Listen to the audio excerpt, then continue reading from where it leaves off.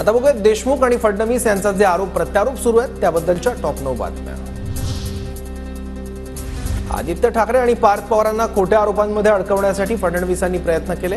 अनिल देशमुखांकडून फडणवीसांवर आरोपांची मालिका।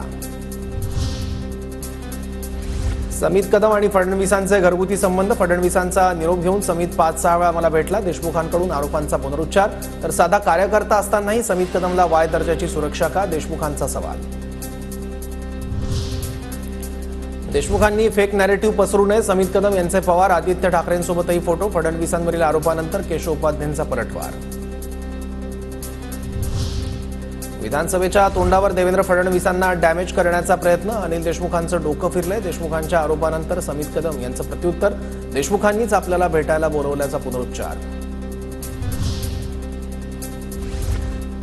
देवेंद्र फडणवीस राज्याच्या राजकारणातील खलनायक, त्यांनी राज्य कलंकित केलं। इतिहासात त्यांची नोंद राजकारणातील कळीचा नारद अशी होईल। संजय राऊतांचा हल्लाबोल। मी प्रतिज्ञापत्रावर सही केली असती तर आज उद्धव ठाकरे आणि आदित्य ठाकरे जेलमध्ये असते। फडणवीसांवर आरोप करताना अनिल देशमुखांचं वक्तव्य। 2.5 वर्षानंतर विरोधकांचा संभ्रम निर्माण करण्याचा प्रयत्न। राजकारण करण्यापेक्षा राज्याचा विकासाचा विचार करा, चंद्रशेखर बावनकुळेंचं प्रत्युत्तर। समित कदम फडणवीसांच्या वतीनं देशमुखांना वारंवार भेटत होता। संजय राऊतांनी आरोप करताना समित कदमचे फडणवीसांसोबतचे फोटो दाखवले। तर समित कदमला वाय दर्जाची सुरक्षा का, राऊतांचा सरकारला सवाल।